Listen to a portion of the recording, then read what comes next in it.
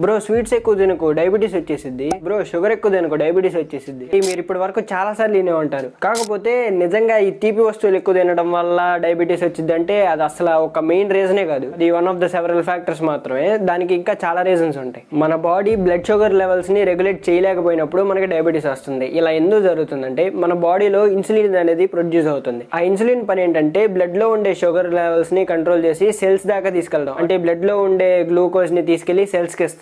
అలాంటి insulin produce అవడం ఆగిపోయినప్పుడు ఈ బ్లడ్ లో షుగర్ లెవెల్స్ అనేవి బాగా పెరిగిపోతాయి. అప్పుడు మన బాడీ కూడా రెగ్యులేట్ చేయలేదు కదా బ్లడ్ షుగర్ లెవెల్స్ ని. అప్పుడు మనకి డయాబెటీస్ అనేది వస్తుంది. ఇలాగ మన బాడీ ఇన్సులిన్ ని ప్రొడ్యూస్ చేయలేకపోవడం డయాబెటీస్ అంటారు. అది మనకి జెనెటికల్ గా వచ్చి ఉండొచ్చు. అంటే మనకి మదర్ కి డయాబెటీస్ ఉంటే మనకు కూడా అందుకే డయాబెటీస్ వచ్చి ఉండొచ్చు. లేదా అన్హెల్దీ లైఫ్ స్టైల్ వల్ల, లేదా ఒబేసిటీ వల్ల. ఇంకా మనం అందరం అనుకునేది స్వీట్స్ ఎక్కువగా తినడం వల్ల డయాబెటీస్ వచ్చింది అనుకుంటారు కదా. అలాంటి వాళ్ళకి 20 to 25% ఎక్కువ ఛాన్స్ ఉందంట డయాబెటీస్ రావడానికి. అంతేగాని అది ఒక్కటే మెయిన్ రీజన్ కాదు. ఇంకా డయాబెటీస్ రాకుండా ఉండడానికి సొల్యూషన్ ఏంటంటే ఒక మంచి డైట్ ప్లాన్ చేసుకోండి, బాగా ఎక్సర్సైజ్ చేయండి, ఇంకా ఎక్కువ స్ట్రెస్ అవ్వకండి. అది కూడా ఒక రీజన్ అంట డయాబెటీస్ రావడానికి.